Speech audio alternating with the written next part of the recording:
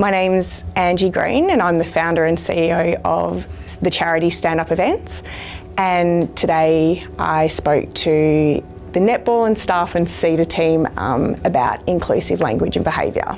We obviously have a Pride round coming up soon, which we're super excited to play in. So hearing from Angie today about allyship and the theme of our Pride round is really exciting, and hearing tips on what we can do is such a good way to start. Being an ally is standing up for what you believe in and standing up against discrimination and exclusion. And I think sometimes people think that allyship is meant to be this super massive thing, but we can be allies every single day. The small things we do every single day make a big difference. An example of being an ally is definitely don't assume anyone's sexuality and or gender.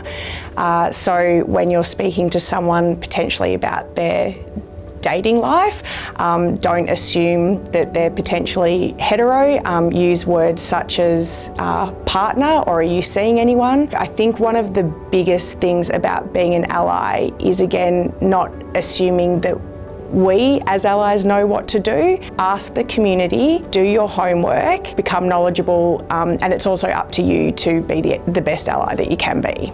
I think allyship sits as one of the most crucial pieces in that LGBTIQA plus society. One of the biggest tips that stood out to me from Angie was just calling out derogatory and inflammatory language, and that you can affect someone without even knowing. You can cause harm just by the vocab that you're using. So I think raising those conversations with family members, asking questions as to why people have the viewpoint that they have, and challenging the notions around people's beliefs with that. I think opening up the conversation and being able to be a really strong ally in those spaces is important.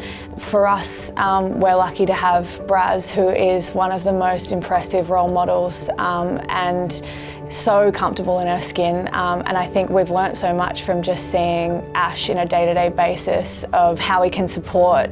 She's very vocal in that space and loves to teach us ways of how we can be better. So I think being able to listen, take it all on, know that you're not going to have the answers all the time, know that sometimes it is fearful to have an opinion or maybe call out someone who is speaking in ways that might be derogatory.